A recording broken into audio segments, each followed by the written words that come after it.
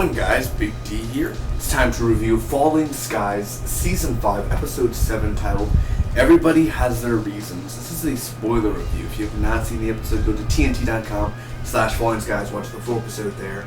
And 3 more episodes left. 3 more. It doesn't even feel like we're getting close to a finale because the way this season's going, I feel like we have 5 more episodes left than 3. How are they going to wrap this up in 3 hours? Tell me. The epic battle. Unless the last episode's going to be a freaking 43-minute battle. I'm waiting for the battle. I don't want it to be, oh no, Tom, oh press the button. They're destroyed. Oh, we did it, yay. Like, no. I want an hour battle. An actual true boom boom boom boom boom battle.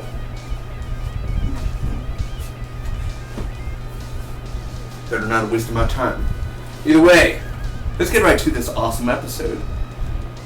We Love Movies podcast out, and the That Superhero podcast out, and tonight, Straight Outta Compton review.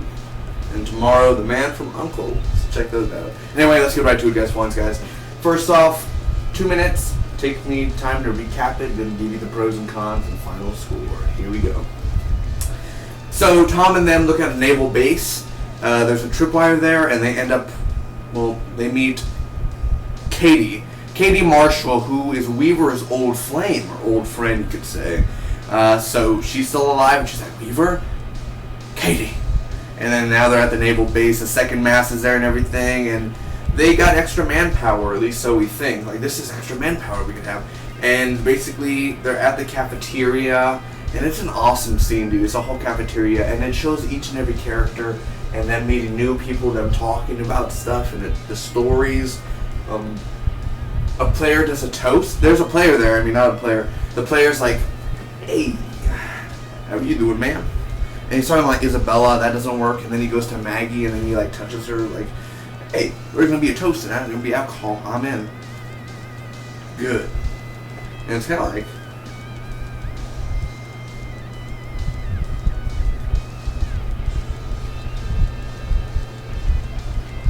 we're going to kill him because that guy's weird. First off, he does a toast. He calls Ben a super freak, and no one's like, hey, you think Hal would be like, what did you just say? He's like, ha, super freak. What? Ben like did something weird, like he was like, can I touch you with spikes? Let me touch you with spikes, yeah. Come on, boy. And like he does it, and like he does like something weird and funny, and everyone's like, I bet they did that take so many times that they're fake laughing. Oh, funny. And you know, that goes on. Either way, the military guys attack Ben in the locker room. You know, now it's turning into a men's.com scene, and now they're like, he attacks Ben, and now Ben fights him back. And I was like, Ben's Jason Bourne, dude. Jason Bourne, he was pretty good, dude. I didn't know Ben could fight that well. I was like, you don't want to be doing this. I'm like, what? You don't even know how to fight. And he was like, whoa. I was like, when did Ben learn how to fight? Was he always like that? Because I don't remember that, man. I've seen season 1, 2, 4, and 5. This is 5 right now. I've seen 4 seasons in total. When did he learn how to fight like that? I don't remember him being that good. So, okay, I welcome him, man. That was really cool. Anyway, he fights him, but he gets stunned at the end. Weaver cuts his hair because, you know, over there, Katie Marshall, you know, doing all that stuff. Mason, he gives orders to LT, basically like radio transmission. He logs in and everything. The Mason militias are out there. Where's Pope? Where's Pope, by the way? And, the radio guy, well, he's the radio guy, LT. They're gonna take out the spikes on Ben. Mason doesn't know this or anything, and he ends up taking a spike out. Anne is doing a surgery on this guy, and she needs maggots. So the guy who is taking out the spikes, he's injured because the thing was like, and it like hits him with a wrench, and like, and he screams, and it hurts and everything. And Ben was screaming also when he was getting the spikes out. So it was a really intense scream.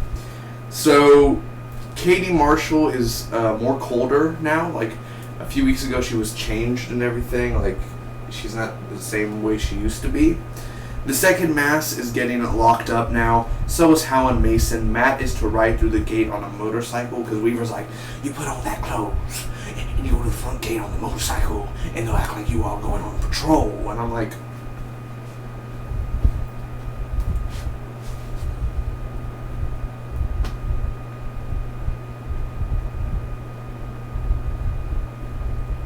no.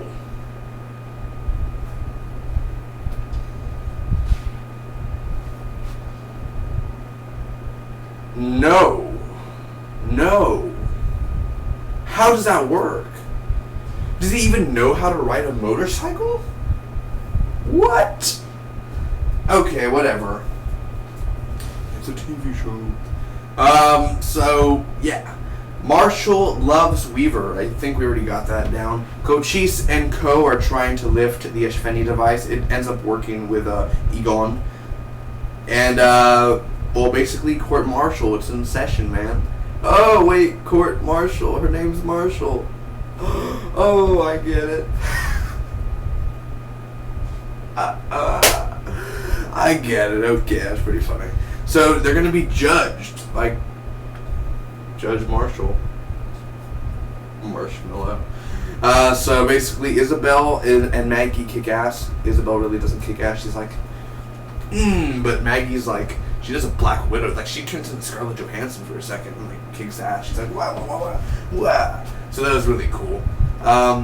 So court's in session, and it's really intense because I'm not going to get into it. If you've seen the episode, you know how much, Tom gets up and he's like, this is going to be in the history books. You're all making a mistake, doing that. I'm older now. I have a goatee. I'm more wiser. And I'm telling you to stand down. Okay. You're guilty. You are sentenced to death. And I'm thinking to myself, did she watch Game of Thrones before the apocalypse started or something? Or a trial by combat. It's like, okay, whatever. So the Overlord is watching and she starts to bleed from her thing. I'm assuming that the Overlord is controlling her, so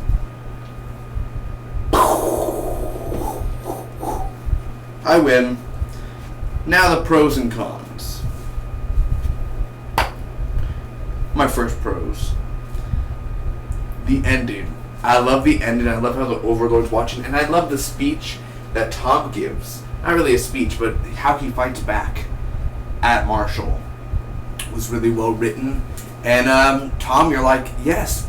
You're thinking to yourself, guys, we're so close to winning the war. Can't we all just stop this and go fight? Like, I want Tom to say, if I was in Tom's shoes, I would be sarcastic and be like, I'm waiting for you guys to let me go so I could go finish this war. So, come on. Like, hurry up. When are you going to let me go? And then, of course, they're going to do that. We're not letting you go. Technically, I walked in here. I could walk out. The world's not the way it was, love. So I can walk out. And now I'm talking like Constantine. Just going all that way. So the ending was awesome. I love the fighting and the choreography. Maggie kicked ass and Ben kicking ass, dude. They belong together. It's a very intense episode overall, just the way it is emotionally. Not really emotional to me, but some emotional to some people who are really like wussies in life. Again, it is really fun. Again, intensity. The cafeteria scene is one of the best scenes and one of the best film scenes. Because I love how the guy is just like the cameraman. It's all shaking and everything the whole time. It's like, dude, it shakes. It's like, is Michael J. Fox holding the camera? It's like, oh man, I done did it. I love Michael J. Fox. Don't make fun of him. He's awesome. Michael J. Fox show, dude, that was canceled a few years ago. Not bad. Either way, that was a pretty good joke. Weaver's new look. I do enjoy Weaver's new look. I think that's a really cool look. He looks like George Carlin in the back. It's like, there's that George Carlin. Is he alive? Hey, God bless George Carlin, man. Very awesome, man. Very comedic. But still, I love Weaver's new look. I love the Spike scene when he's getting it out. That was really intense and gross. And doing the maggots. That is weird and fun and intense at the same time. And Marshall herself, she's a really cool character, but I feel like she's not really herself because she's being controlled by the Overlord. Question mark. Now the cons. Matt on a motorcycle.